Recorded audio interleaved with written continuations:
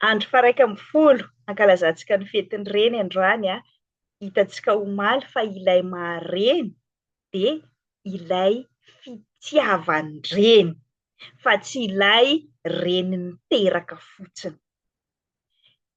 Io fitiavan-dreny io no hitaizanany zaza aloha indrindra indrindra mandra-pahatonga ny fahaenina taonany eo.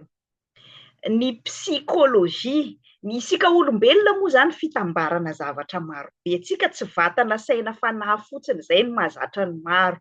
Hoe ny fanahy no maha olona tena marina zany. Rehefa tsy manam-panahy ny olona na marary fanahy ny olona dia efa olona tsy normal izy izay fa olona feno ihany izy.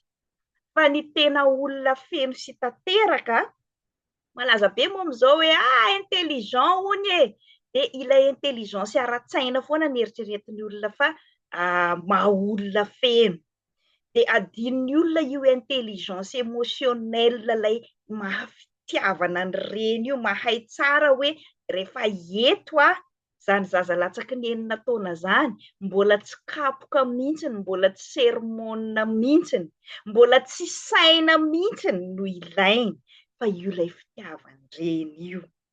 Io ilay lazain'ny psychologue maro hoe io style d'attachement ananan'ny zaza kely amin'ny reniny io no lasa io zany no fomba fifandraisany amin'ny olona rehetra rehetra any aoriana any na amin'ny namany io na amin'ny vadiny io na amin'ny olona hafa. Zany hoe raha isika reny zany no manao kitoatoa indrindra indrindra amin'ny fahazazana dia izay ilay mahapotika ny firenena.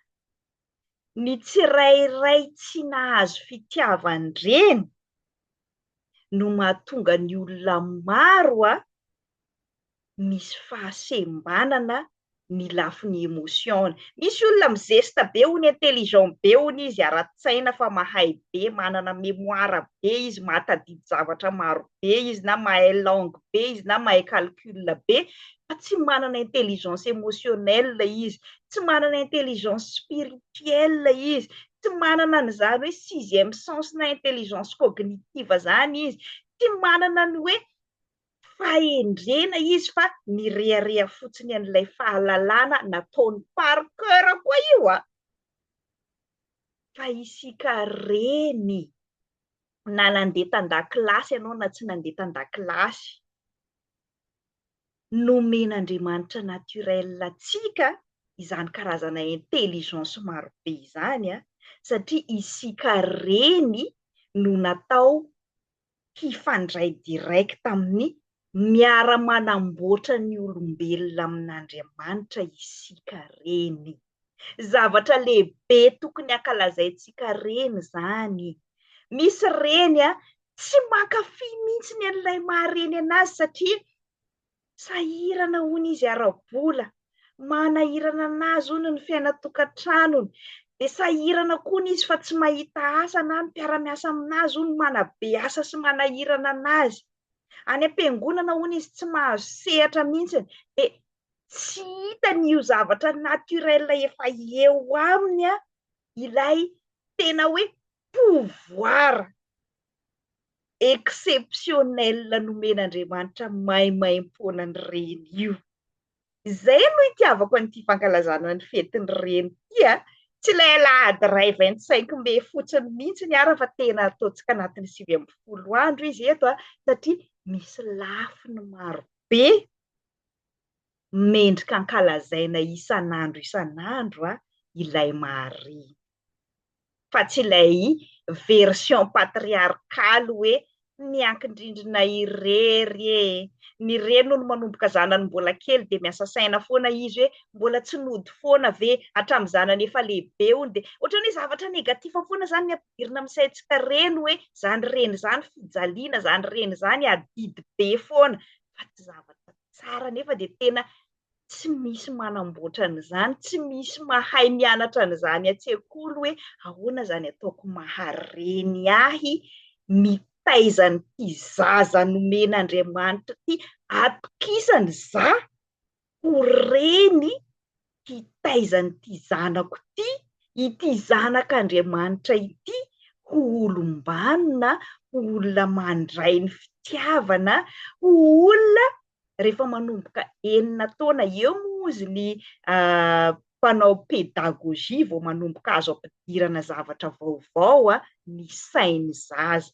Zay mahatonga ny système hatramin'izay na ny fianarana tany an-dakilasy io na ny fitaizana esikoty io na rehefa fanabeazana ny zaza latsaky ny 9 taona dia mbola tsy misy zavatra azonao omena anazy ankoatran'ilay fitiavan-dreny. Zay aloha ny besoin-ny mandra-pahatonga ny 9 taonany. Zany hoe isika reny manan-janaka kely dia tena izay no mahatonga ny tsara kokoa ny ilay reny ao an-tokantrano afaka manome io fitiavana io 100 isan-jato ny zanany izy. Tamin'ny fotoan'andro taloha hoe ny ray izay mandeha miasa any ivelany any ampy ny karaman'izy irery hamelomany ankohonany ray manontolo dia manao an'io adidy io fotsiny ilay reny. Fa amin'izao andro iainantsika izao na efa ray sy reny samy miasa aza moa mbola tsy ampy ny eo am-pelatanana. Ny fandrosoana koa efa misy. Raha taloha tsy maintsy mbola mandeha maka rano adiny 2 aloha ilay reny mikarakara tokantrano amin'izao fotoana izao efa maro ny misy robinet eo an-trano na mba fa misy pompe eo akaiky eo efa mihena zany ilay adaikitra be ny reny. Raha taloha mila mahandro amin'ny kitay ela be efa misy otany mba mahandro amin'ny gaz na mahandro amin'ny charbon. Zany hoe efa azontsika reny atao tsara zany nomen'Andriamanitra n'izany kapasite zany atsika hoe afaka sady miasa tsika mikarakara ny tenantsika tsika, mikarakara ny tokantranontsika manao ny andraikitra tsika amin'ny fitadiavam-bola manampy ny fiainana ampisy fiainana ara-bola tsaratsara kokoa ao an-tokantrano atsika fa napetraka amintsika foana koa io mahareny io. Marina fa efa misy ny crèche misy ny taize fa tena mbola andraikitra tsy azo atao passation amintsika reny io fanomezana fitiavana. Ianao na hipetraka ao an-trano ao ny zazakely raha mbola kely izy dia matory ny ataony mitovy amin'ny rehefa anao mandeha miasa any dia matory izy. Fa rehefa tonga kosa ny fotoana hodianao ao an-trano, indrindra moa aty ivelany amin'izao efa normal be hoe samy miasa daholo na lehilahy na vehivavy 20 minitra foana isan'andro hoy ry zareo pédagogue dia ampy anomezantsika reny io fitiavana ilainy zanantsika io. Ho an'ireny miasa zany fa tsy hoe lozanao dia mandeha mamangy an'izao olona rehetrarehetra zao anao hoe manana didy hono ianao amin'ny fiangonana manana asa be hono ianao satria olona ambony sy ny tariny dia ilay asa tena voalohany naturel napetrak'Andriamanitra aminao tsy misy olona hafa afaka handray an'io ilay mahareny anao ao an-trano lasa negligenao fa hoe fa reraka za fa rehefa efa nomeny fitaizana azy daholo ny rehetrarehetra efa nampandroany taiza izy efa nomeny biberon izy efa nataony rehetrarehetra dia ampatorio ary amin'ny efitra manokana ary amin'izay fa tsy misy idirany za reraka fa tsisy fa be loatra ilay andraikitra ilay azahoako vola lasa zay moa no mibaiko ny fiainana amin'izao fa hozatry ny fiainana dia ilay mahareny ilay tsy misy afaka manolo anazy indray no lasa indraindray ataontsika tsinotsinona ka hampatsiahivina amin'izao fankalazana ny fetin'ny reny izao. Nijoro vavolombelona taminareo teto fa nisy fotoana tena tsy azo anoharana ary ny tena fototra na niporisika nara hoe tena nahafoy ny zanako tanatin'ny 2 taona navela tamin'ny reniko.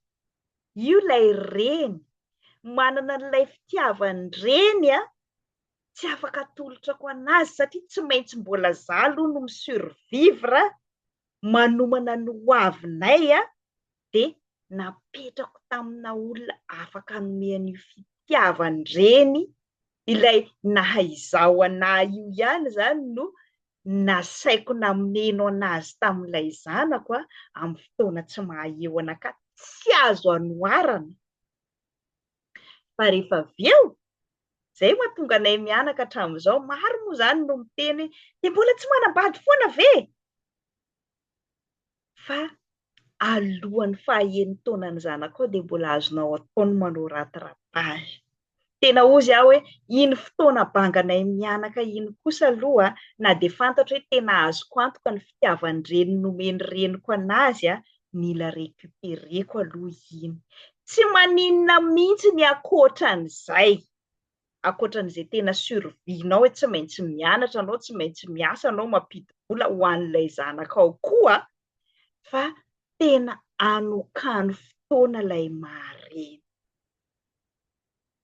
20 minitra san'andro zany raha par rapport amin'ny 24 heures anananao ry reny, de tsy misy dikany akory. Na de miasa be sy mianatra be za anatin'izany, fa tena mba tadiavo io fotoana satria ianao reny ane no sambatra kokoa amin'io moment zarainao amin'ny zanakao io. Fa tsy hoe corvée araka ny fieritreretan'ny sasany anazy ilay mahareny. De araraoty ankalazao ankafizo fa tsy hipetaka aminao foana io zanakao io. Ia lehibe io, iovany hormone ao anatiny ao, de olona hafa indray no ipetahany de eo amin'izay anao vao te hitady anazy hiverina aminao. Ny an'ny sasany efa manambady any zay vao korontaniny tokantranon'ilay zanany satria tsy nomeny tamin'ny fotoana tokony nanomezana anazy ilay fitiavany reny. De zay le mampisy korotana maro samihafa. Fa io zanakao mbola eo aminao io ry reny, na reny ara-batana anao, na reny ara-tsaina anao, na reny ara-panahy anao, na reny am-po anao de araraoty ankafizo fa tena mamy ane zany fitiavany reny zany. Tsy ho an'le tolorana fotsiny fa ho anao reny manolotra koa de ankalazao izay fotoana sy fitiavana nomen'Andriamanitra maimaimpona ho antsika reny zay.